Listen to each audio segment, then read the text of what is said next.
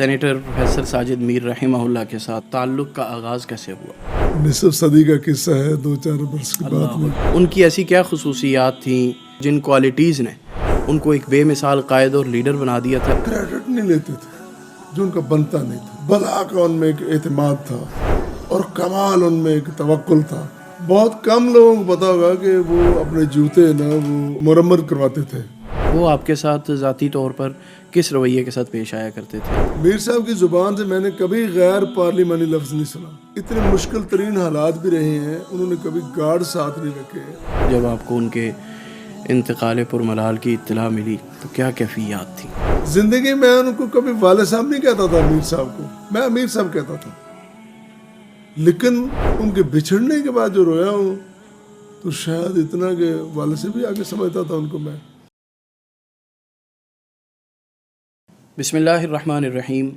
ناظرین، pod cost میر کارواں ایک مثال جاوداں کے ساتھ آپ کا ہوسٹ حافظ زین العابدین علوی حاضر خدمت ہے۔ ناظرین، کچھ لوگ ایسے ہوتے ہیں جو اس دنیا سے تو چلے جاتے ہیں مگر ان کی یادیں، ان کی باتیں وہ ہمیشہ دلوں میں زندہ رہتی ہیں۔ آج ہم جس شخصیت کا، جس ہستی کا ذکر کرنے جا رہے ہیں وہ صرف ایک نام نہیں، وہ ایک عہد تھے۔ وہ شخصیت کہ جنہوں نے قلم کو چراغ بنایا، جنہوں نے جماعت کو نظریہ دیا، جنہوں نے ممبر کو وقار بنایا اور جنہوں نے نوجوانوں کو خواب دیا۔ عالم اسلام کی عظیم شخصیت شیخ الاسلام سینیٹر پروفیسر ساجد میر رحمہ اللہ رحمۃ واسعہ۔ آج ہم ان کی زندگی کے بارے میں کچھ جاننے کی کوشش کریں گے، اور ہمارے ساتھ آج جو شخصیت موجود ہیں، آج جو ہمارے اس پوڈ کاسٹ میں گیسٹ تشریف لائے ہیں، مرکزی جمعیت اہل حدیث پاکستان کے نائب امیر ہیں محترم پروفیسر ڈاکٹر عبدالغفور راشد صاحب، ممبر اسلامی نظریاتی کونسل پاکستان۔ ڈاکٹر صاحب سے ہم جاننے کی کوشش کریں گے پروفیسر ساجد میر صاحب کے ساتھ ان کی زندگی کے قیمتی لمحات، تعلقات کے بارے میں، اور ایسی چیزوں اور ایسی باتوں کے بارے میں کہ جن کو شاید عام سامع جانتا نہ ہو۔ ڈاکٹر صاحب السلام علیکم ورحمۃ اللہ۔ وعلیکم السلام ورحمۃ اللہ وبرکاتہ۔ ماشاء اللہ، سب سے پہلے تو آپ کا شکریہ قیمتی وقت کا کہ اتنے خوبصورت ٹاپک پر بات کرنے کے لیے آپ نے ہمیں اپنا قیمتی وقت دیا۔ جزاک اللہ خیر۔ اسی طرح میں بھی شکریہ ادا کروں گا کہ آپ نے میرے انتہائی محترم حضرت پروفیسر ساجد میر رحمہ اللہ تعالیٰ ان کے بارے میں گفتگو کے لیے بلایا ہے اور حاضری خدمت ہے انشاءاللہ۔ بڑی خوشی ہوئی اس بارے میں۔ سینیٹر پروفیسر ساجد میر رحمہ اللہ کے ساتھ آپ کی پہلی ملاقات کیسے اور کب اور کہاں ہوئی، اور تعلق کا آغاز کیسے ہوا؟ آپ بھی موجود تھے۔ بیماری کے عالم میں ان کی وفات سے پہلے جب میں ان کو ملنے سیالکوٹ گیا تو انہوں نے ناسازی طبع کے باوجود مجھے اجازت دی بیٹھنے کی، بیٹھے باتیں کرتے رہے۔ بالکل۔ جب باتیں ہوئی تو یہی جملہ انہوں نے بولا تھا، نصف صدی کا قصہ ہے، 2-4 برس کے بعد میں۔ بالکل، مجھے یاد ہے ہمارا تعلق آپ کو یاد ہوگا، یہ جملہ یقیناً ایسے ہی ہے۔ میں یونیورسٹی میں پڑھتا تھا، بلکہ یونیورسٹی کے اورینٹل کالج میں عربک میں ماسٹرز کر رہا تھا، تو بلکہ کالج کی سطح سے میرا تعلق تنظیم کے ساتھ ہو گیا۔ جمعیت طلبہ الحدیث ہماری اس وقت ہوا کرتی تھی۔ صحیح۔ تو پھر ساتھ ان دنوں چونکہ بہت ہی عظیم لیڈر، رہنما، دبنگ خطیب حضرت علامہ احسان علیہ ظہیر شہید رحمۃ اللہ تعالی علیہ یقیناً بہت بڑی شخصیت تھے۔ بے شک۔ ان کے ساتھ ایک تنظیمی تعلق بنا، پھر ایک سیاسی تعلق بنا، پھر ایک ایسا تعلق جس کے بارے میں کبھی تذکرہ نہیں ہوا۔ وہ چونکہ بہت بڑے رائٹر تھے تو ان کے ساتھ ایک معاون ہوتے تھے عطا الرحمن ثاقب شہید، جو بعد میں ترجمہ قرآن کلاس کے حساب سے بڑے معروف ہوئے تھے، بڑے ذہین تھے، وہ میرے ہم عمر تھے۔ وہ علامہ صاحب کو اسسٹ کرتے تھے۔ تو کچھ عرصہ ایسا ہوا کہ 2 مہینے کے لیے تقریباً میں بھی ان کی لائبریری میں بیٹھتا تو ان کو کچھ حوالے ڈھونڈنے میں اسسٹ کرتا۔ تو ایک دن میں اور عطا الرحمن ثاقب حضرت علامہ شہید کے گھر میں ان کے لان میں بیٹھے ہوئے تھے۔ دروازہ کھلا، ایک مولانا اندر آئے تو ہم مولانا کو، اس وقت اتنے لوگوں کے پاس وسائل نہیں ہوتے تھے، آج تو ہر بندے کے پاس گاڑی ہے، وسائل، اچھے کپڑے ہیں، اس وقت ایسا نہیں ہوتا تھا.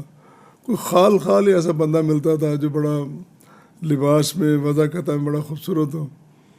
تو ایک مولانا آئے, میں نے دیکھا بڑا. یہ کس سن کی بات ہے؟ یہ 85 کی بات ہے. ٹھیک. میں نے دیکھا عجیب نظروں سے, اس لیے ایک تو میرے لیے وہ اجنبی تھے, دوسرا جب میں نے غور کیا, میں چونکہ یونیورسٹی کا اسٹوڈنٹ تھا تو یونیورسٹی کے بچے بھی پہننا تو جانتے ہوتے ہیں. تو میں نے دیکھا تو انہوں نے اسکائی بلو کلر کی ڈریسنگ کی ہوئی تھی. واہ.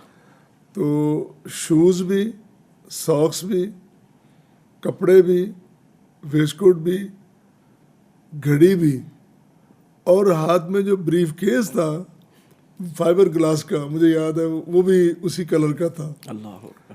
اور ٹوپی کسی اور کلر کی تھی, غالباً یہ براؤن تھی یا وہ بلیک تھی. میں دیکھ کر حیران رہ گیا. میں کہا یار ایسا مولوی اور اتنا شوقین نفیس یہ کون ہو سکتا ہے. میں نے ساتھ ہی ثاقب کو پوچھا تھا, ارمان بھائی کو. میں کہا وہ مجھ سے ذرا چھوٹے تھے, بڑی محبت اور احترام بھی بڑا کرتے تھے. کہنے لیں آپ کو نہیں پتا؟ میں کہنے مجھے نہیں پتا. تو اس وقت ہم نام سنا, 2 نام بڑے سنتے تھے ہم, ایک مولانا ثناء الامرتسری اور ایک میر ابراہیم سیالکوٹی رحمہ اللہ. دونوں بڑے عظیم آدمی تھے, ان کا بڑی سنگت رہی, بڑا انہوں نے کام کیا. تو میر صاحب کا نام سنا ہوا تھا.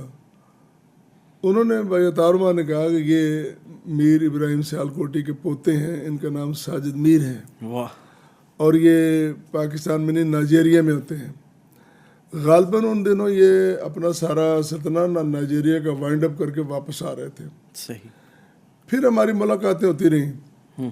پھر میں نے یہ بھی سنا کئی بار, علامہ صاحب چونکہ اس وقت اپنی جماعت کو منظم کر رہے تھے, وہ شخصیات کو ساتھ ملا رہے تھے. تو سیالکوٹ کے وہ ملک حسن صاحب ہوتے تھے, وہ آج کل میرے خیال اٹلی میں ہیں شاید. جی, ملک حسن اسلام. تو ملک حسن صاحب کو میری بھی ان سے ملاقات رہی. بڑا خوبصورت, وہ بھی بڑا خوبصورت آدمی ہے. یہ جو پولیک میں کرواتے ہیں کانفرنس, اس کی ایک بڑی لمبی تاریخ ہے. جی جی. تو انہوں نے پھر وہ ان کو موٹیویٹ کیا. پھر علامہ صاحب کا حصہ. ویسے تو وہ دونوں بچپن کے لڑکپن کے ساتھی تھے, دوست تھے. ان کی آپس میں بڑی گہری دوستی تھی.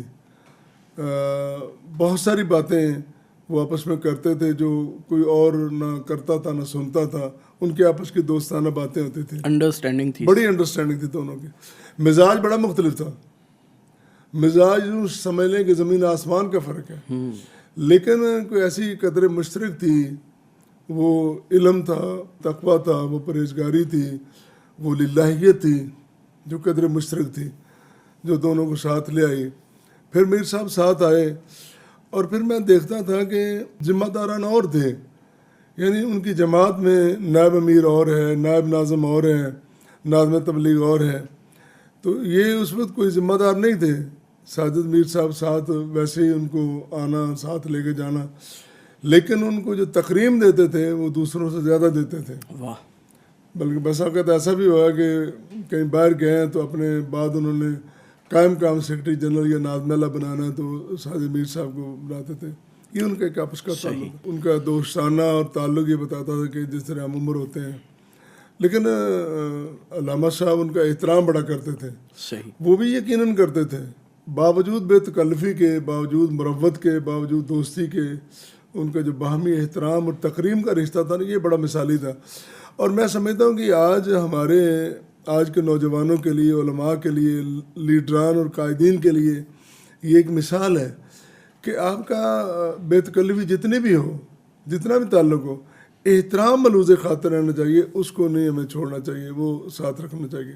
بالکل ٹھیک. ذاتی تعلق کے حوالے سے میں نے بات شروع کی کہ آپ کا ان کے ساتھ ذاتی پہلا انٹریکشن کیسے ہوا.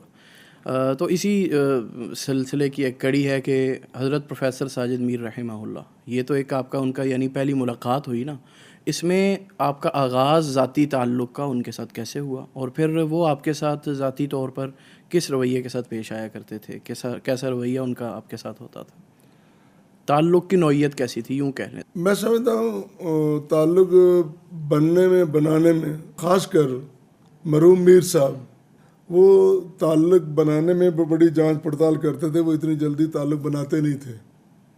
بلکہ اگر مناسب سمجھے تو میں نے جو ان کے بارے میں پیمانہ بنایا ہوا ہے، میں ان کی زندگی میں ان کے سامنے بھی کئی بار بات کی ہے، دوستوں سے بھی کی ہے. وہ ہر ایک کو قریب نہیں کرتے تھے، نہ ہوتے تھے. یوں سمجھ لیں کہ مارکس ہیں، نمبرز ہیں، 45% نمبر ہونے چاہیے پھر ان کے قریب بندہ آتا ہے. صحیح. اور پھر وہ جب قریب آتا تھا تو پھر وہ نہ دور کرتے تھے نہ بہت آگے جانا، مطلب ایک سطح پہ لمٹ میں رکھتے تھے تعلق کو. یہ بہت بڑی بات ہے کہ تعلق کو بھی لمٹ میں رکھنا، اس کو آپ حد سے نہ گزرنے دیں، بندہ بہت ساری مشکلات سے بچا رہتا ہے. 45 سے انہوں نے شروع کرنا اور زیادہ سے زیادہ 85% مارکس ہوتے تھے. مطلب ہمارے اس وقت جو سیکرٹری جنرل ناظم اللہ جو اس وقت امیر ہیں، میرے خیال میں ان کے 85 تھے. باقی جو ہم 2-3 قریبی تھے ہمارے 75 تک ہم پہنچے. باقی نیچے نیچے جتنے مارکس، اگر کسی نے بڑا بلنڈر کیا، غلطی کی، سمجھانا اس کو تھوڑا سا پیچھے کرنا، لیکن علیحدہ نہیں کرنا. اسی طرح اگر کسی نے بہت بڑا اچھا کام کیا تو اس کو تھوڑا سا آگے بڑھانا، لیکن سر پہ نہیں چڑھانا. یہ ان کا تو میرا تعلق بڑھنے میں ان سے کافی وقت لگا. سلام تو ہوتی تھی. بیچ میں ایک ایسا وقت آیا کہ میں ماسٹرز کرنے کے بعد وہ میری 84-85 کا میرا سیشن تھا، تو 88 میں جا کے میری جاب ہوئی. یہ جو 1-2-3 سال تھے نا میرے، وہ لاہور سے باہر گزرے، میری پوسٹنگ باہر رہی ادھر ادھر. صحیح. پھر یہ غالباً 89 یا 90 کا واقعہ ہے. مرکزی جمعیت قصور، وہ کچھ ہمارے بڑے اکابر تھے، میں ان کا نام نہیں لیتا، 5 بڑے بڑے جو وہ ان کو رن کر رہے تھے اس جمعیت اہل حدیث اس وقت مرکزی جمعیت نہیں، جمعیت اہل حدیث، 2 گروپ تھے نا. اس کو جو رن کر رہے تھے انہوں نے اچانک استعفیٰ دے دیا سب نے. صحیح. ساری کوئی وجہ بنی ایسی کہ میر صاحب اور میاں جمیل صاحب اس میں ساتھ تھے اور خواجہ حفیظ اللہ ایڈوکیٹ ہوتے تھے. یہ قصور گئے پروگرام کے لیے. آگے انہوں نے اہتمام کرنے کے بجائے جو للیانی ڈبل مسجد فریدیہ ہے تو وہ اس کا دروازہ میں بند ملا. اچھا. سارے بڑے حیران ہوئے، بھئی آپ کیسے امیر ہو، ناظم ہو، نائب امیر، سارے کے سارے اکٹھے کہاں چلے گئے؟ دروازہ ہی بند ہے اور پتہ بھی نہیں. خیر دروازہ کھلوایا، بیٹھے مسجد میں، پتہ چلا کہ انہوں نے رات اچانک سب نے مشترکہ استعفیٰ دے دیا. اچھا. تو یہ چیز بڑی ناگوار گزری. تو میر صاحب بڑے نازک مزاج، تو ایک عجیب لفظ ہے یہ، کثر شان میں آتا ہے، وہ بڑے حساس تھے. ہر چیز کی حساسیت ان کے سامنے ہوا کرتی تھی، خاص کر جو جہاں پہ بے توقیری ہو، بے تکریمی ہو، وہ اس کو بڑا محسوس کرتے تھے. اس وقت پھر انہوں نے اپنے دوست سے، اپنے ساتھی سے مشورہ کیا کہ کیا کرنا چاہیے. تو کہنے لگے ایک بندہ ہے جو اس کام کو سر انجام دے سکتا. میں اس وقت جاب میں تھا، میری پوسٹنگ پتوں کی بھی تھی بطور لیکچرر کے. ایج کتنی ہوگی اس وقت آپ کی؟ ایج میری کوئی 32 کہہ لیں. صحیح. 30 سے 32 کے درمیان. شباب کا دور تھا. شباب بڑا بھرپور عالم شباب کمال ہے. ہم نے سارا شباب جماعت کو دے دیا. سبحان اللہ، کوئی شک نہیں. ہماری راتیں، ہمارے دن، ہماری صبح، ہماری شامیں، ہماری دوپہریں، ہماری جو نا ادراتیں، ساری کی ساری وہ الحمدللہ جماعت کے لیے گزری ہیں. اور بغیر کسی لالچ کے، بغیر کسی طمع کے، بغیر کسی نوکری کے، بغیر کسی کوشش کرتے تھے کہ روٹی بھی اپنی کھائیں. بڑا اچھا وقت گزرا الحمدللہ. اب بھی گزر رہا ہے، اب بھی ایسا ہی ہے. کہ مجھے یاد پڑتا ہے کہ میں نے کبھی اپنا سفری اخراجات یہ وہ کوئی کبھی کلیم جماعت کے لیے اس کے پلیٹ فارم نہیں کیا. ہاں مشترکہ اگر کوئی وفد نکلا ہے وہ جا رہا ہے وہ علیحدہ ایشو ہے، لیکن میں اگر کہیں گیا ہوں تو واپس آ کے کہ یہ جی میں ایسا نہیں ہوا. اللہ تعالیٰ میری رہنمائی بھی کرتا ہے اور اس نے بڑی مہربانیاں کی ہیں. اور اچھا، آپ تذکرہ کر رہے تھے وہ اپنا قصور والے واقعہ. میں عرض کرتا ہوں تو یہ بھی شکر گزاری اللہ کی کرنی بڑی ضروری ہے کہ اللہ تعالیٰ نے بڑا بھرم رکھا ہے. بے شک. اور میں سمجھتا ہوں اسی بھرم کے ساتھ دنیا سے چلے جائیں، اللہ تعالیٰ محفوظ رکھے. انہوں نے پھر ذمہ داری مجھے لگائی کہ قصور کا نا، انہوں نے کہا کہ یہ آپ نے سب کچھ کرنا ہے، تو میرے ذمہ لگا دیا. میں نے پھر ایک سیٹ اپ بنایا، میں سیکرٹری جنرل بنا، ایک بندے کو پکڑا، امیر بنایا، اور پھر ہم نے سارا سیٹ اپ 4 سال میں نے جماعت کھڑی کی. اور وہ مثالی کام ہے جو ضلع قصور میں ہوا 4 سال میں. بڑے 4 سال کے بعد پھر نیا سیٹ اپ دے کے پھر میں مرکز میں آ گیا. مجھے پہلی دفعہ انہوں نے کریٹ کیا اسسٹنٹ سیکرٹری جنرل بنایا, جو ہمارے دستور میں نہیں ہے. شاید ساری زندگی مجھے ایسے منصب ملتے رہے. اس وقت پھر مجھے ناظم ذیلی تنظیمات بنایا گیا, وہ بھی دستور میں نہیں تھا, اور وہ بھی صرف مرکز کی ذمہ داری, آگے نیچے ذیلی کوئی ڈسٹرکٹ وائز کوئی نہیں ہے ایسی ذمہ داری. تو یہ تھا. پھر ہمارا رابطہ دن بدن بڑھتا گیا, اعتماد بڑھتا گیا.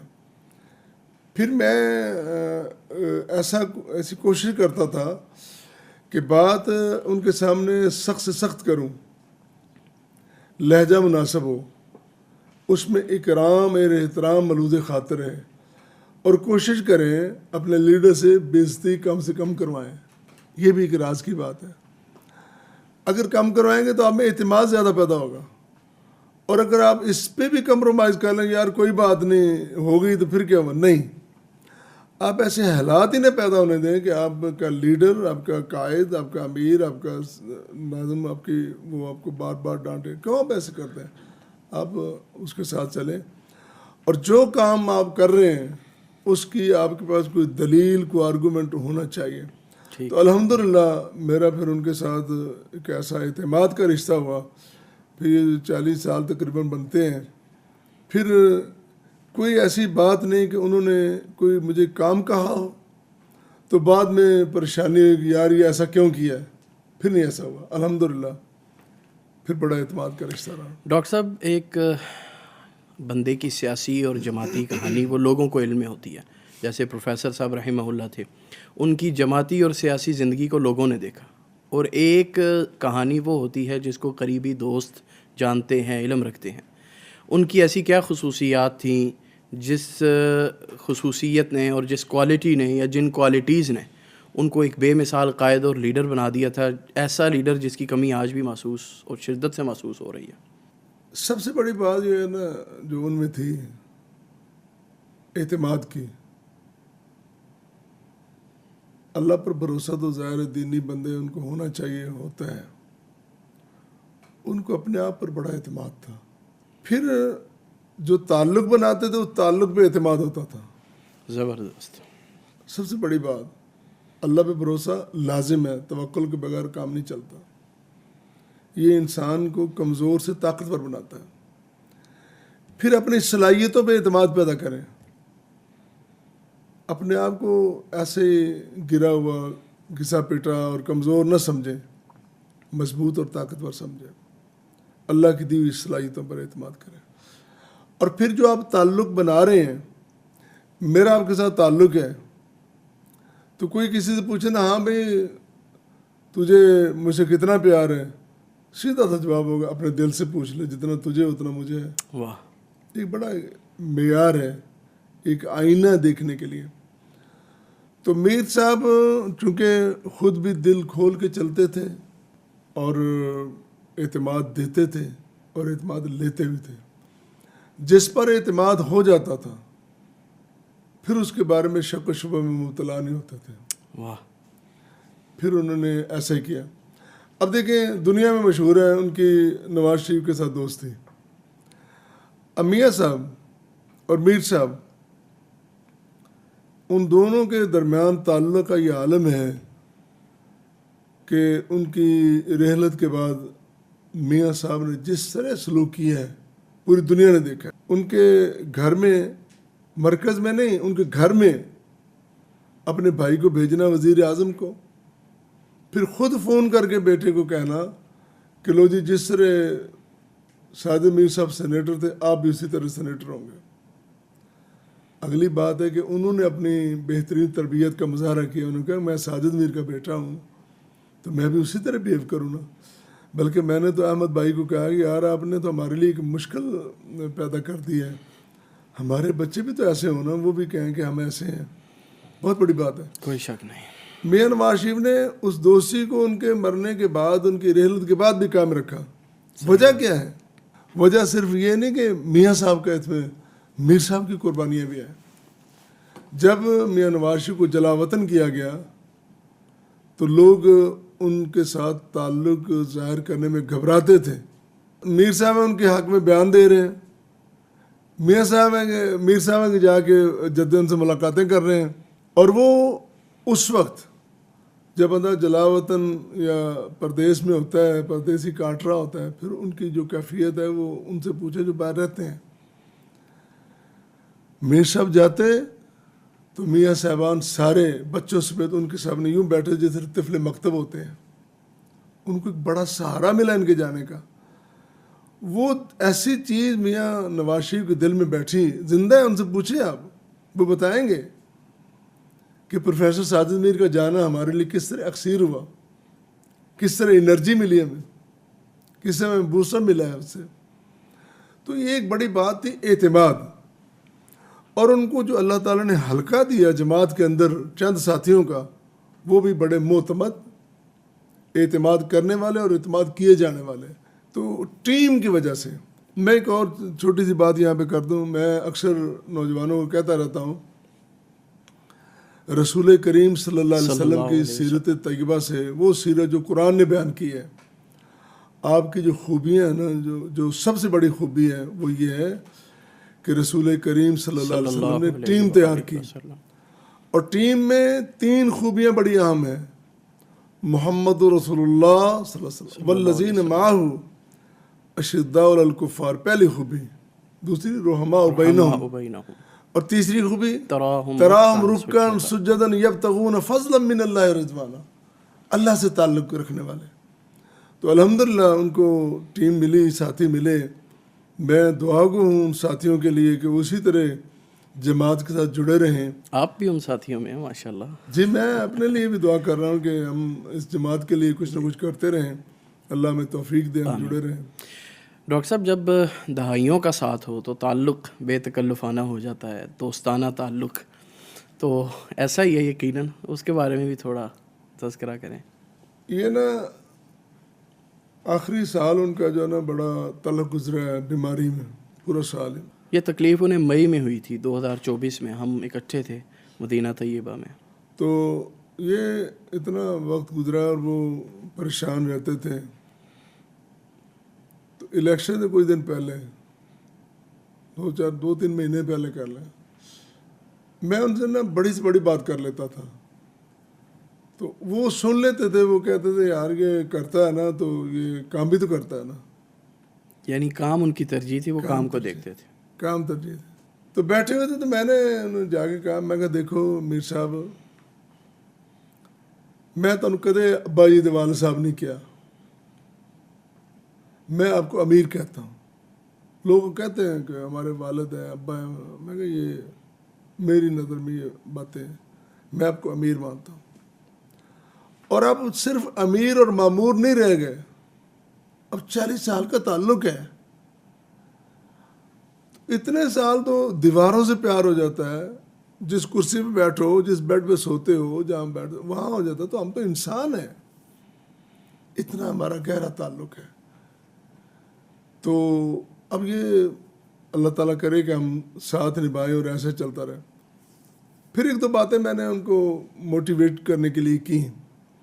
میں نے کہا کمزوری چھوڑیں آپ, یہ جو کھنڈی پکڑی یہ بھی پھینکتے ہیں. تو یہ جو یہ آپ ان کی زندگی کے آخری سال کی بات کر رہے ہیں غالباً. یہ الیکشن ہے نا, سابق الیکشن میں 2-3 مہینے پہلے کی بات ہے. ٹھیک ہے. کوئی گومگو کی پالیسی تھی, کوئی بڑے ادھر ادھر معاملات کافی تھے. تو میں نے انہیں کہا کہ آپ نا یہ ساری چیزیں چھوڑیں, اور انشاءاللہ قوم نے آپ کو پھر سے امیر دیکھنا ہے, اور آپ امیر ہیں. اور لوگ تو باتیں کرتے ہیں تحیات کی, انشاءاللہ اب تحیات ہیں, اور اب تگڑے ہو ذرا. پھر میں نے ان کو کہ آپ کے ساتھ کون ہونا چاہیے, کہ کس طرح ساتھ چلنا چاہیے, وہ چونکہ اور پھر بات اور طرف چلی جائے گی. جب میں اٹھا تو میں ان کی آنکھوں میں نے چمک دیکھی. پھر جو باتیں میں کہہ کے اٹھا تھا پھر اسی طرح ہوا, الحمدللہ.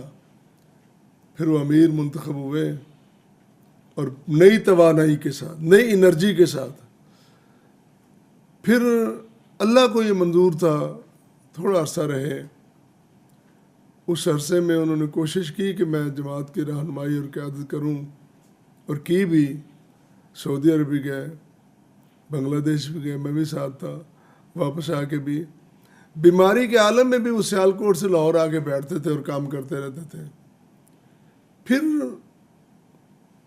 وہ لمحے شاید اللہ کی طرف سے ہو رہے تھے, فیصلے ہو رہے تھے. وہ اختتام کی طرف میں معذرت چاہتا ہوں, اینڈنگ کی طرف آتے ہیں. میں درمیان میں کہ جو آپ کا دوستانہ تعلق تھا اس میں کوئی یادگار واقعہ ایسا کہ جیسے ایک دوست ہوتا ہے, امیر تو تھے, بزرگ تھے, سب کچھ تھے, لیکن میں یہ چاہ رہا ہوں کہ ہمیں کوئی ایسا واقعہ آپ سنائیں یا واقعات کہ پتہ چلے کہ ان کی یہ زندگی ایک تو جماعتی امیر کی حیثیت سے زندگی ہے, ایک ہے اپنے دوستوں میں دوستانے کی زندگی, دوستانہ بے تکلفی کے واقعات. بے تکلفی کا یہ عالم ہے کہ میں سمجھتا ہوں کہ جب سے جڑا ہوں نا میں ساری باتیں ان سے بے تکلف کرتا تھا.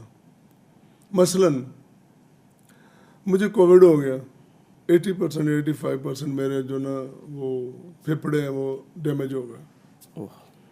مجھے اٹھایا انہوں نے, بچوں نے, تو وہ مجھے جاتی عمرہ لے گیا شریف میڈیکل سٹی میں.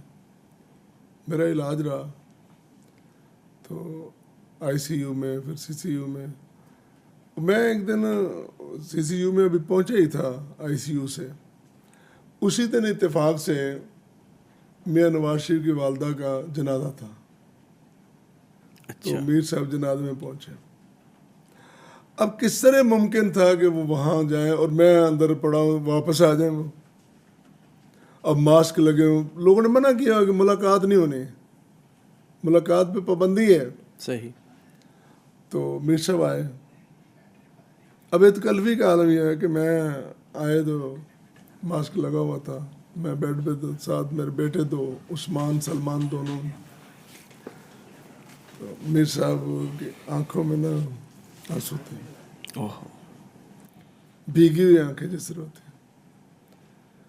مجھے سوال کرنے لگے, کہنے لگے کہ اس میں کوئی تکلیف بھی ہوتی ہے. میں ہمیشہ میری دعا ہے کہ اللہ محفوظ رکھے. اتنی تکلیف ہے کہ وہ برداشت نہیں ہوتی, پتہ نہیں کس طرح اللہ ہمت دیتا ہے تکلیف برداشت کرنے کی. وہ کووڈ ایسی صورتحال بن جاتی ہے. تو وہ اب نے بڑے بھیگے ہوئے تھے, بڑے رنجیدہ سنجیدہ تھے. مجھے تھوڑا چٹکلا سمجھا. میں چھڈو میر صاحب, اب میرے 2 منڈے نے نا شکریہ ادا کروں. کہتے کس کا؟ میں انہوں نے اپنا ابا بچا کے نا پھر جماعت میں دے دیتا. صحیح صحیح. میں کہا انہوں نے علاج کروایا. تو ساتھ پھر میں نے ایک بات بھی کی. میں کہا میر صاحب اللہ ہمیں توفیق دے, ہم کو ایسا میکانزم بنائیں. وہ لوگ مجھے تو چلو ایسے وسائل تھے بچوں کے پاس, یا میرے پاس کافی مہنگا علاج تھا, ہو گیا, اللہ تعالیٰ نے شفا بھی دے دی. کوئی ایسا میکانزم ہونا چاہیے جماعت میں.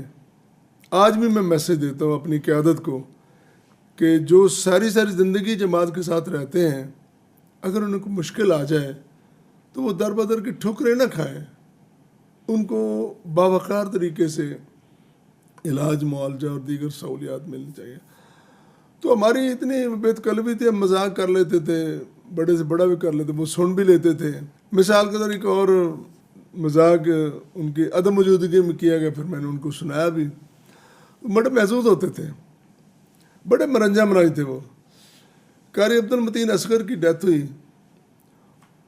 وہ سب کو پتہ ہے کہ وہ بیگم کوٹ ایک جلسے میں قرآن پڑھ رہے تھے, تو دوران تقریر قرآن پڑھ رہے تھے نا, تو اچانک وہ لڑک گیا. بڑی خوبصورت ان کی بات.